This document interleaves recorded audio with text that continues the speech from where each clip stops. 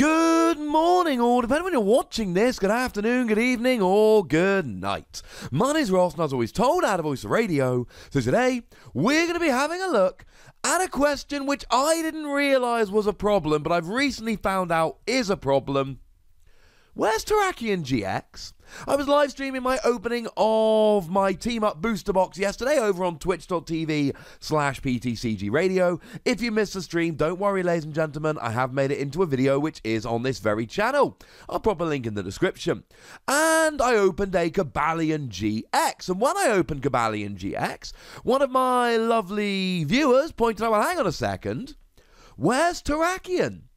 And they've got an excellent point. Terrakion GX is missing, and honestly, there's no hugely good reason for it. Of course, in the Pokemon lore, in Pokemon generally, we have trios. And one of the trios that came around in Black and White was the Swords of Justice, affectionately known as the legendary Musketeers. And you've basically got Virizion, Terrakion, and Coablion. And once again, if we have a look at the Pokemon TCG lately, there's been a little bit of a discrepancy.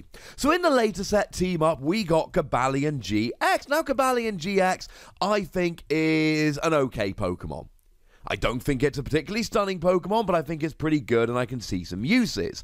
So what we see with Coablion is an ability, which means that any Pokemon with metal energy attached cannot be affected by special conditions, which can be extremely good if you're against any special condition deck. And then, of course, you could always play this in a deck with, like, rainbow energy, for instance, and then you could put it with anything. And the GX attack for one colorless energy stops your opponent attacking next turn, which is not always useful, because you're basically using an attack that does nothing but stop them attacking. So obviously there's an argument here that, well, you're just both not attacking for a turn. Why is that good? And the answer I would give a lot of the time here is, well, it's okay, because what if it's the last turn of time and your opponent desperately needs one more turn and they're definitely going to win? You stop them attacking and then you either win or draw. And then just last set in Lost Thunder, we had Virizion GX, which I still would prefer to pronounce Virizion if it were up to me. Evidently, turns out it's not. And Virizion GX has been kind of useful. The GX attack for one colorless energy lets you pick up all your Pokemon in play, and that's really good in Unknown Hand decks, because Unknown Hand wins if you've got 35 or more cards in hand. So essentially, you just cross your fingers that your opponent doesn't drop a Judge or a Marshadow, and then Virizion GX lets you win the game the turn after you use a GX attack. But like I say, you've got to use your GX attack and then you win the following turn. You do give your opponent a turn to royally screw this up for you. Not ideal, but shall we say something we can work with. So this is all very nice. So surely in Unbroken Bonds we should be expecting a Terrakion GX. Now, to be fair, Unbroken Bonds is going to come from Night Unison, which we've seen all of. There's no Terrakion GX. And it is going to come from Full Metal Wool, which we've seen all of, and it's not got a Terrakion GX. But we haven't actually seen any of Sun and Moon 10 Double Blaze. That set has not started leaking yet, which means that there is every possibility that in Sun and Moon 10, which is going to be in Unbroken Bonds over here, and Unbroken Bonds is just going to be Sun and Moon 10 Double Blaze over in Japan, along with Full Metal Wool and Night Unison. And incidentally, I have profiled every card from both of those sets on this channel, so go and have a look through and go nuts if you so wish. So maybe Terrakion is coming in Sun and Moon 10, but frankly we need it. And then that would be perfect. Virizion in one set, Coablion in the following set, Terrakion in the following set. That would give us a nice one per set mechanic whereby we kept getting Terrakion. Because frankly, as it stands at the moment, I'm getting a little bit upset for my boy Terrakion. If we go back to the EX era, we did get all three of these, but we didn't get them all in the same set.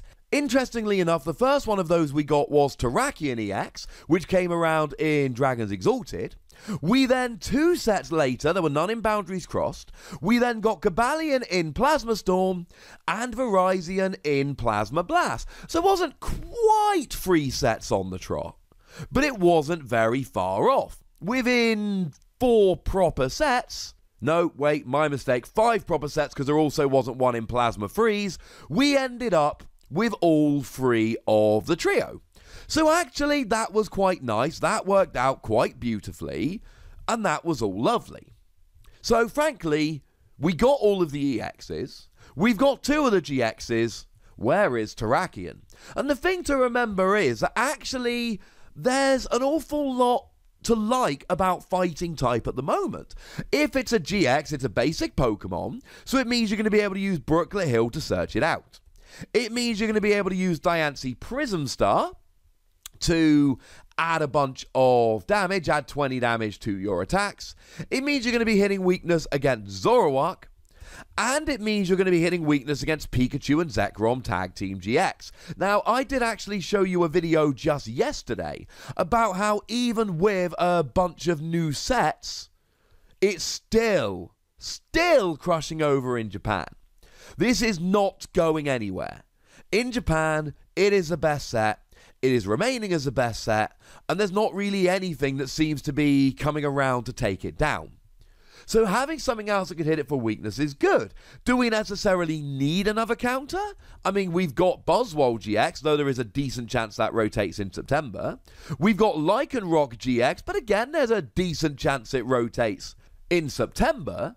And then, of course, we've got Baby Buzz. Hey, Nick. Though that's only a really good counter when your opponent's got 4 prizes remaining. So this is a Pokemon we absolutely could use. And if we have a look at Terrakion and the history of it, now this isn't an every Terrakion ever video, although I could be convinced to do one of them if anyone's interested.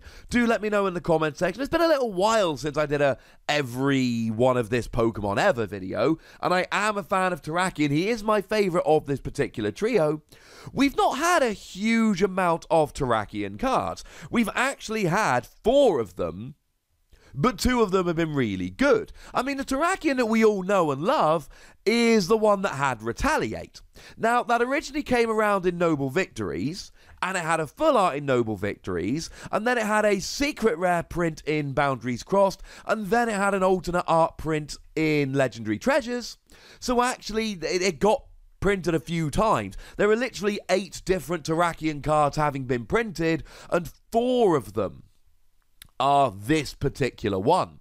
And that one for 2 energy did 30 damage, but it did 90 if one of your Pokemon was knocked out by damage from an opponent's attack during his or her last turn. And what's really kind of a little bit messed up, even though this came around in Noble Victories many years ago, if you add a choice band onto that, it gets a 1-hit KO on a Pikachu and Zekrom Tag Team GX for a counter energy.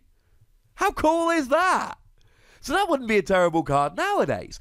And I have very, very, very fond memories of this because this was absolutely integral to my Celebi Mewtwo Tornadus deck, with which I grinded into the World Championships back in 2012. And honestly, the deck was referred to as CMT. For me, the T was really Terrakion. I played Tornadus EX in my deck, but honestly, my deck was way, way more focused on Terrakion. One of my favourite Pokemon TCG memories was in the final round of the Last Chance qualifier. I was against a Darkrai deck, and it was literally win this one match and you're into the World Championships, lose and you're not. And my opponent was winning by a mile. I was drawing absolutely terribly. And then in a single turn, I managed to get a KO on his Darkrai. And his Darkrai had an Eevee Light, and it had 2 special Darkness Energy. It was a Darkrai into which he'd put a lot of resources. And I went from, I have nothing, this is the worst thing ever, to, I've gotten a KO in a single turn. Shout out to my boy Smeargle for making it all possible. And then, yeah, that was just one of my favourite memories in my entire time playing Pokemon.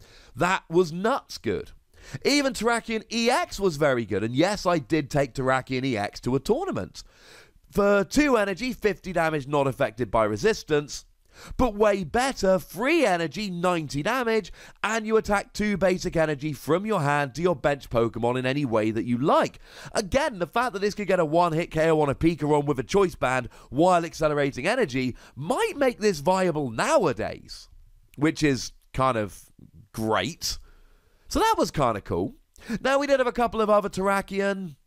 There was one that came around in Emerging Powers, which was frankly... there's just nothing particularly special about it.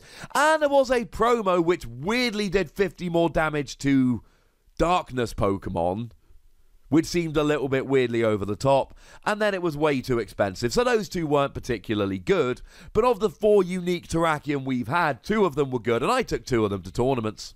So there we go, ladies and gentlemen. I've shown you why we needed a new Terrakion. I've shown you why there's a decent chance a release schedule is going to give us a new Terrakion.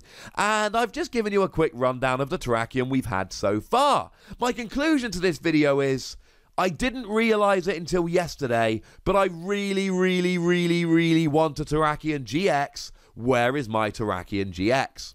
But ladies and gentlemen, I would like to know if you want a Terrakion GX, or maybe you can think of other Pokemon which are being a little bit hard done by and need their own GX. Either way, let me know in the comment section, ladies and gentlemen. Go nuts! But please do remember the most important thing as always, be nice, would ya? And then make sure you like this video, subscribe to this channel, follow me on Twitter at the Wassy, and Twitch for some live action at twitch.tv/PTCGRadio. If you want to support the channel, get some bonus podcasts and all of that, head on over to patreon.com/PTCGRadio, where you can do exactly that. And please do make sure you're checking out youtube.com/WassyPlays, where we talk about other games. But by far the most important thing, as always, is to look after yourselves until next time. Thank you very much for watching. My name is Ross, and you've been watching PTCG Radio.